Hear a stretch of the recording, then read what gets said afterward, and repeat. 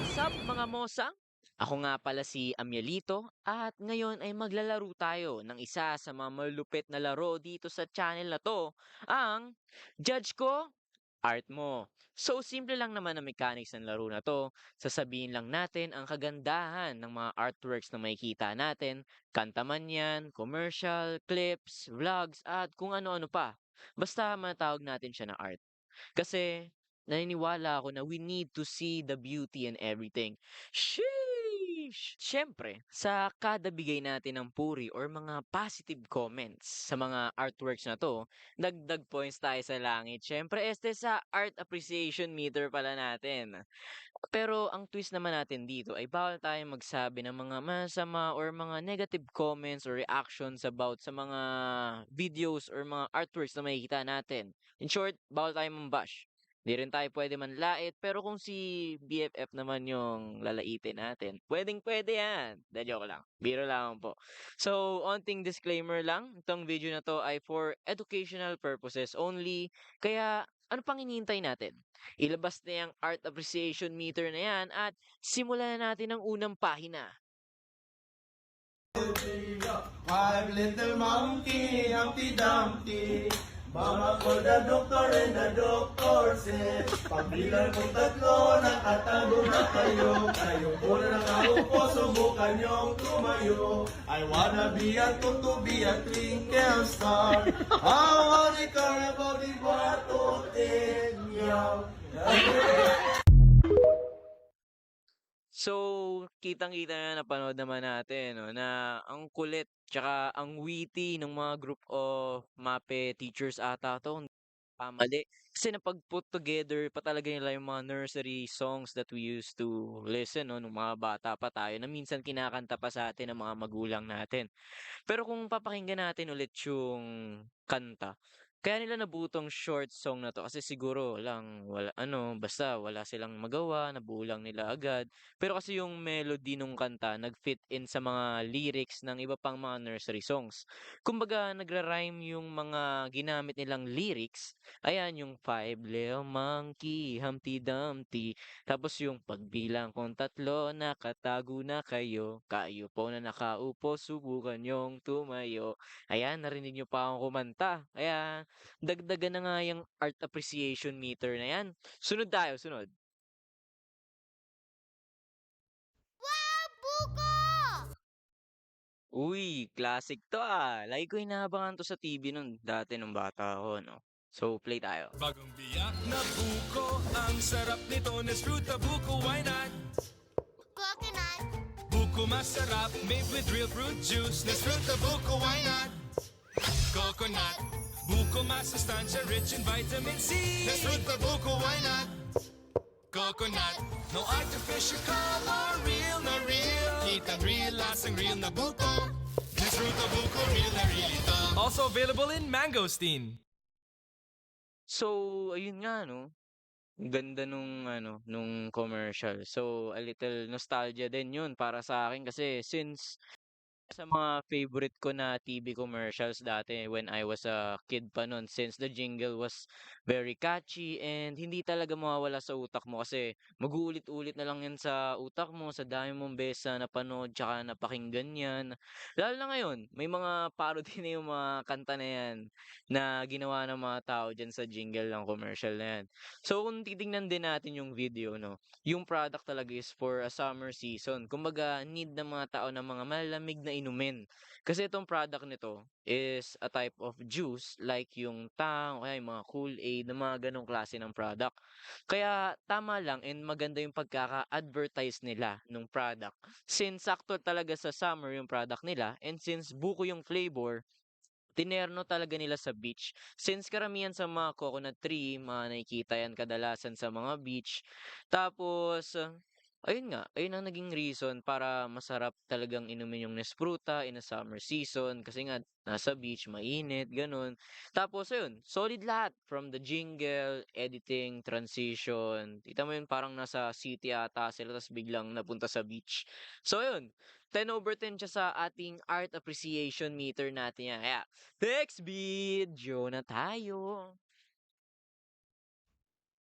isang taon pa lang Wait. Ito palang commercial na 'to naalala ko lang siya kasi dati isa siya sa mga OG na commercials talaga dati. Pero maganda yung lessons na nakuha natin dito sa commercial na 'to 'no, kaya let's go, play. Nasundan na ni Toto. Grade 2, 8 taon pa lang. 4 na bata ang inaalagaan. Grade 6, 12 na ako. Kasing dami na ng pamilya ko. Sabi mo, pasensya na. Walang pera, kaya mag-drop out ka. Ina ko, sabi mo, kami mahal nyo. Ari ko, pati kayo nagplano. Sana hindi gutom at nag-aaral pa. Alaga't malusog ang buong pamilya. Ang planadong buhay ay maayos na buhay. So, siyempre 'no, punta na agad tayo sa pinaka-bottom line ng video na 'to 'no, wag na natin patagalin. So, aside from maganda yung kanta, maganda yung message ng kanta na pinakita talaga kung ano yung mga naranasan nung batang babae na nasa video. So, sa commercial na 'to, we can know that poor family planning can lead to a hard life. Siyempre, sobrang hirap na ng buhay ngayon. Kailangan nating magpagplanuhang mabuti, mga bagay, para makasurvive tayo sa daily life natin. Kita naman din natin sa video na bata pa lang tumutulong na agad maghanap buhay, maghanap ng pagkakakitaan, yung batang babae, nagbebenta siya ng sampagita, 'di ba? Kita naman natin para makakain sila ng pamilya niya. And sa last part ng commercial, the line, "Sana hindi gutom at nag-aaral pa, alaga't malusog ang buong pamilya." Pinakita rin sa part na 'yan na what if nagkaroon yung magulang niya ng family planning sa household nila.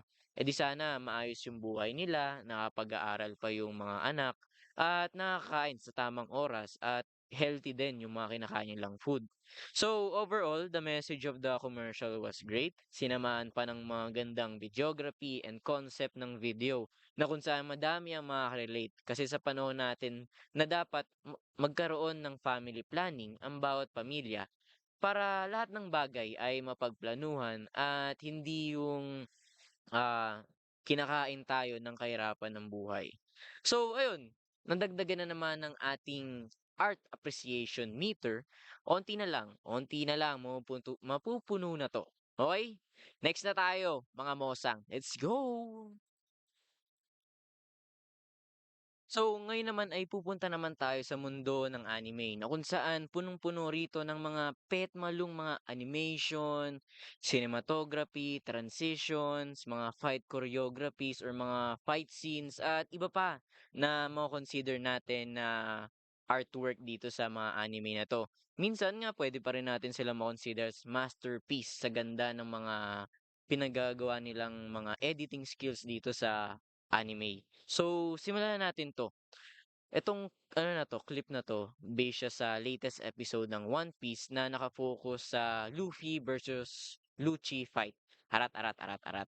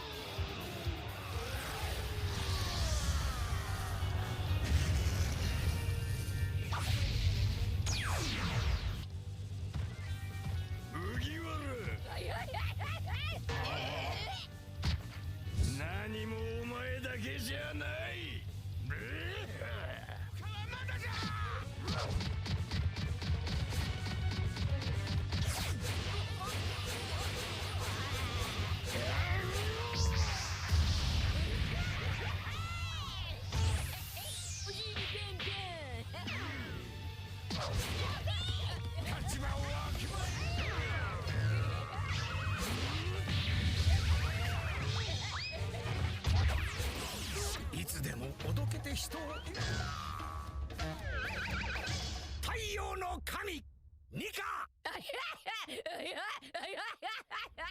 だが人が望み続ける限りその存在が消えることはない。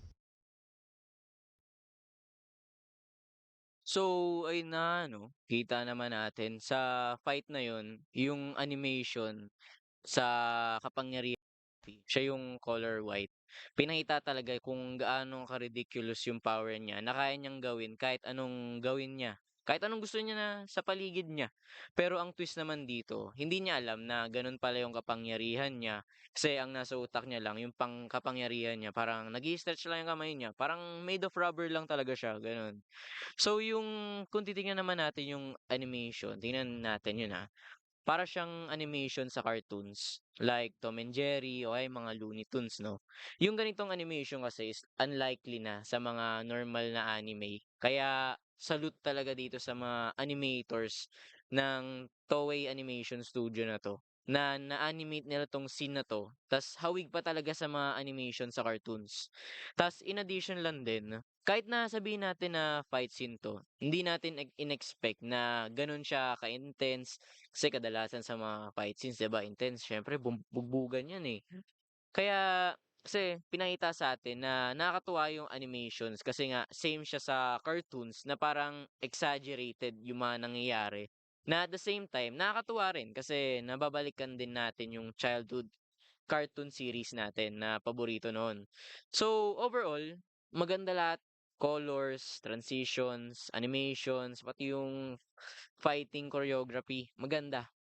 Sobra. Hindi siya yung normal na fight choreography lang na makikita natin sa ibang anime kung nanonood man kayo.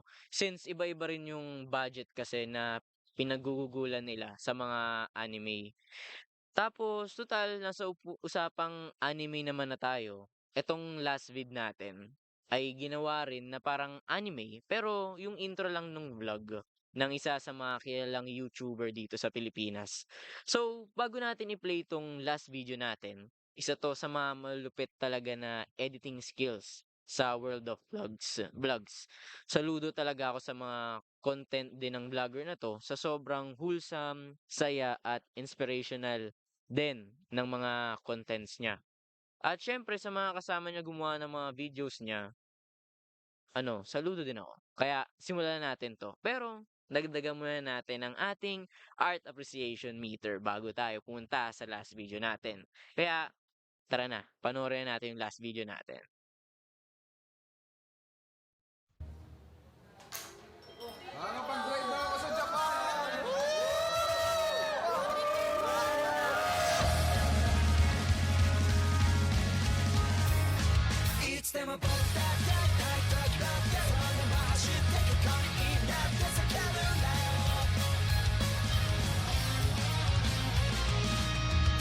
主役気取り描いてる予想図を右往左往悩んでは夢を見て案外過ぎてみればくだらない由来狭い視界広い世界へと飛び出したそんな僕も今大人になり少し考えにしても笑っちゃいなくてばからいつでも僕だって大体時ばってどこにいんだって迷い込んだ今日振り返れば繰り返せ散々こだわって積み重ねたって意味忘れちゃったようでなくなってしまうんだよどうすればどっかでなくしたと思ったもんは立ち止まり見上げる星みたいにさ僕の中ちゃんと灯っていたんだ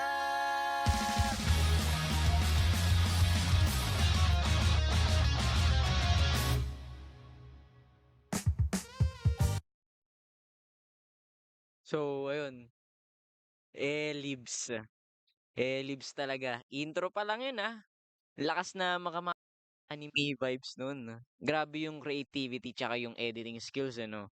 Choice of opening song pa lang maganda na. Bagay na bagay sa mga clips na nakalagay dun sa intro. Ibang level talaga tong editor ni Kong TV. So, sa mga transition pa lang kada clips, alam mo na agad na pangmalakasan talaga. Tapos sasamahan mo pa ng mga magandang cinematography, wala na, may nanalo na. So, yan talaga, boss kong. So, ang ganda ng pagkakakuha ng mga clips sa intro, no? Talagang napoportray yung mga gustong mapakita ng editor through angles, colors, space, shapes and forms, at iba pa. So, simula sa effects, backgrounds, animations, and etc. Wala. Hands down talaga. Hands down talaga sa sobrang ganda. Sa intro na yon, binigyan tayo ng glimpse ng mga ginawa ni Kong TV sa Japan. Mga travel vlogs niya, mga gusto niyang gawin sa Japan. So, power talaga kay Boss Kong and sa mga nag edit at nag-video sa mga vlogs niya. Dahil dyan, napuno na ang ating art appreciation meter natin for today's video, mga mosang. Kaya, nakakalungkot man sabihin, dito na nagtatapos ang judge ko, art mo. Nawa naging kasama ko kayo sa paglait ng mga artworks, pero in a good way, no? At kung gusto nyo pa magkaroon ng mga ganitong laro, send lang kayo ng mga artworks nyo na malulupit at sabay-sabay nating laitin positively, syempre, yung mga gawa nyo na artworks. So, yun lang. Mielito out. Peace. Sheesh. Bye.